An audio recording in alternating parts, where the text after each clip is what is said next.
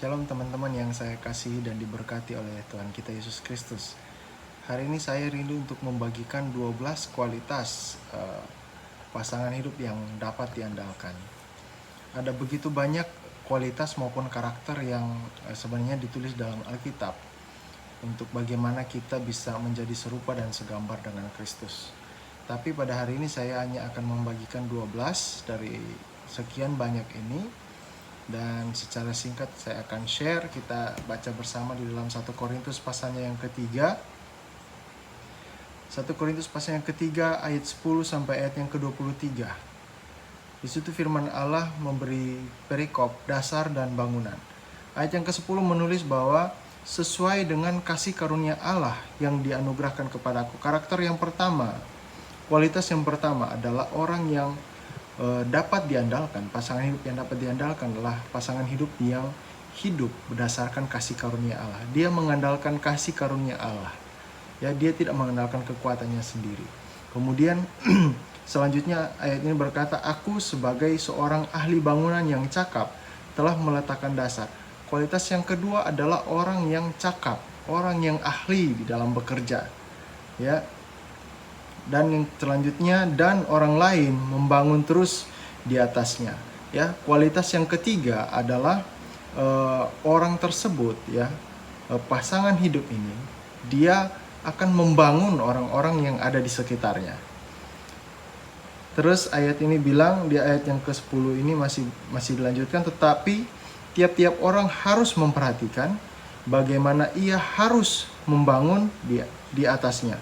Karena tidak ada seorang pun yang dapat meletakkan dasar lain daripada dasar yang telah diletakkan, yaitu Yesus Kristus.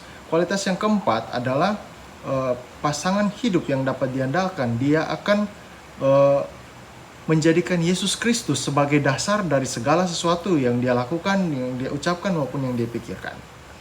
Kemudian ayatnya yang ke-12 berkata, entahkah orang membangun di atas dasar ini dengan emas, perak, batu permata, kayu, rumput kering, atau jerami, sekali kelak, ayat 13, sekali kelak pekerjaan masing-masing orang akan nampak, karena hari Tuhan akan menyatakannya. Sebab ia akan nampak dengan api, dan bagaimana pekerjaan masing-masing orang akan diuji oleh api itu. Jika pekerjaan yang dibangun seseorang tahan uji, ia akan mendapat upah. Kualitas yang kelima adalah orang ini dia terbukti bahwa dia tahan uji, saudaraku. Dia punya iman yang dapat dia pertanggungjawabkan. Kualitas iman yang dapat dipertanggungjawabkan.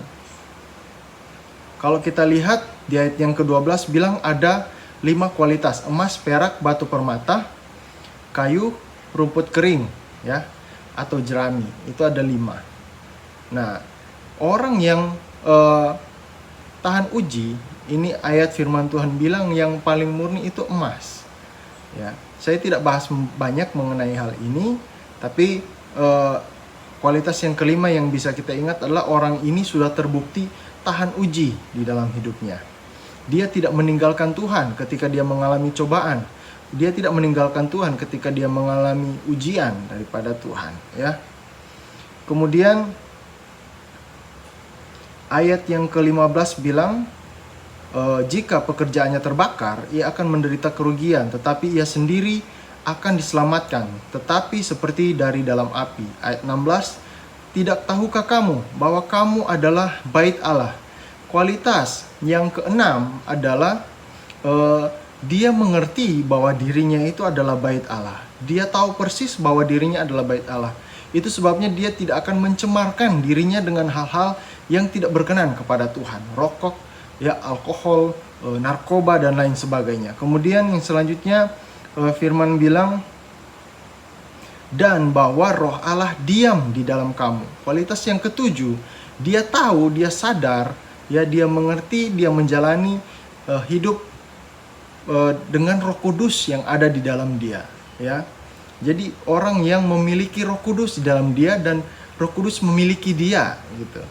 Ya, kemudian ayat yang selanjutnya, jika ada orang yang membinasakan bait Allah, maka Allah akan membinasakan dia. Sebab bait Allah adalah kudus dan bait Allah itu adalah kamu. Kualitas yang kedelapan adalah dia akan menjaga kekudusan, menjaga hidupnya kudus, menjaga pasangan hidupnya hidup dalam kekudusan. Apalagi yang sedang berpacaran, ya, kita bisa melihat, kita bisa mengetahui apakah orang ini kudus atau tidak, ya, dilihat dari cara-caranya bergaul, dari cara-caranya berpacaran, itu bisa kelihatan. Kemudian ayat yang selanjutnya, ayat yang ke-18, janganlah ada orang yang menipu dirinya sendiri. Kualitas yang ke-9 itu adalah dia bukan penipu. Bukan hanya menipu orang lain, tapi juga dirinya sendiri. Ya, ketika dia mempunyai janji terhadap dirinya, dia akan berusaha untuk menepatinya. Itu kualitas yang ke-9. Kemudian, jika ada di antara kamu yang menyangka bahwa dirinya berhikmat menurut dunia ini, biarlah ia menjadi bodoh supaya ia berhikmat. Kualitas yang selanjutnya adalah dia mempunyai hikmat, ya, tapi hikmat yang bukan hikmat dunia ini, tapi hikmat dari surga, hikmat dari Tuhan. Ketika dia memiliki pertimbangan-pertimbangan, dia akan selalu bertanya kepada Tuhan, Tuhan, apa yang harus saya lakukan? Apa yang langkah selanjutnya yang harus aku perbuat, gitu ya. Kemudian di ayat yang ke-19, kenapa bukan hikmat dunia? Karena hikmat dunia ini adalah kebodohan bagi Allah. Sebab ada tertulis, ia yang menangkap orang berhikmat dalam kecerdikannya. Dan ayat yang selanjutnya ayat 20, dan di tempat lain Tuhan mengetahui rancangan-rancangan orang berhikmat, sesungguhnya semuanya sia-sia belaka. Ayat 21, karena itu janganlah ada orang yang memegahkan dirinya di atas manusia. Ya, kualitas yang selanjutnya adalah orang yang tidak memegahkan diri atas orang lain, gitu. Tidak sombong, saudaraku. Ya, dia punya kualitas yang seorang yang rendah hati, ya. Walaupun dia dipakai Tuhan mungkin dengan luar biasa, dia mempunyai pekerjaan yang baik, pekerjaan yang mapan, tapi tetap memiliki kerendahan hati, ya. Terus ayat yang selanjutnya yang paling terakhir di ayat 23, tetapi kamu adalah milik Kristus dan Kristus adalah milik Allah. Kualitas yang terakhir adalah dia sadar bahwa semua yang dia miliki, semua yang dia punya itu adalah milik Kristus, ya. Dan dia juga menjadikan Kristus itu sebagai miliknya yang sejati. Dia tidak meninggalkan Yesus untuk apapun, ya. Mungkin ini yang bisa saya sharingkan secara singkat, beberapa kualitas dari seorang yang dapat diandalkan untuk menjadi pasangan hidup. Mungkin untuk orang yang sedang mempertimbangkan untuk menikah, ataupun kita sendiri yang sedang mempertimbangkan untuk menjadi pasangan hidup bagi orang lain.